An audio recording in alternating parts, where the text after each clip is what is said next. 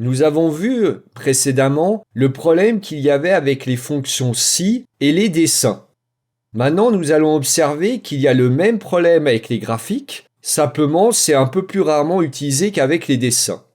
Considérons un tout petit tableau qui a servi à construire un camembert et que dans ce tableau, nous attendons de notre client qu'il change le XX qui a après le CA du chiffre d'affaires en une année. Mais si nous voyons, et c'est ce que nous souhaiterions faire, qu'il a oublié de changer le XX, eh bien dans ce cas, nous prenons l'année par défaut. Alors évidemment, la zone de titre de graphique est ici.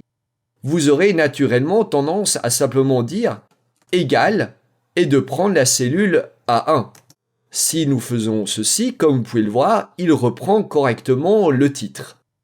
Cependant, malheureusement, mettre des fonctions si là-dedans, ce n'est pas possible. Effectivement, si nous écrivons un si égale rien, alors rien sinon rien, ce qui est très vite écrit, vite fait, mal fait, eh bien, il ne comprend pas, il ne valide pas, il ne nous autorise pas à mettre une fonction si dans une forme qui est dans une géométrie ou un objet de type dessin. Eh bien, à ce moment-là, la tricherie sera la même qu'avec les formes de dessin, c'est-à-dire que quelque part, typiquement derrière le graphique, puisque normalement la feuille sera figée, bloquée par un mot de passe, nous allons écrire si, ouvrez la parenthèse, le CA, ces deux derniers caractères, donc à ce moment-là, on utilise la fonction droite, donc les droites deux caractères, est égal à XX. Eh bien, si effectivement notre client a laissé XX à la fin de l'année, eh bien nous, ce que nous allons faire, c'est que nous allons reprendre la phrase CA, voilà, et nous allons y concaténer à ceci l'année de aujourd'hui. Donc nous prenons la fonction année de la fonction aujourd'hui. Sinon, nous prenons simplement le contenu de A1. Donc nous validons ceci par entrée.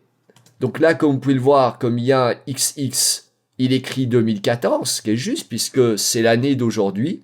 Et nous changeons la liaison du titre que nous avons dans notre graphique Excel, qui est un titre on ne peut plus standard. Et nous changeons la référence à la cellule en prenant, par exemple, j'avais pris au hasard, donc D4. Nous remettons typiquement le graphique par-dessus, nous protégeons la feuille avec un mot de passe. Donc si le client maintenant écrit un 2015, comme vous pouvez le voir, on reprend ce qu'il a écrit, mais si tout d'un coup il remet XX, nous ce que nous faisons, c'est que nous réécrivons en contrepartie CA 2014. Par contre, s'il vient à faire une bêtise et à tout enlever l'année, évidemment à ce moment-là, c'est à nous de gérer avec la fonction si en la complexifiant un petit peu. Donc c'est pas bien difficile. Il suffit d'avoir un tout petit peu de créativité et d'idées et de connaître les fonctions de gestion de texte Excel pour évidemment deviner ce que nous allons faire. Mais ceci fait plus l'objet d'une formation Excel utilisant les fonctions de texte.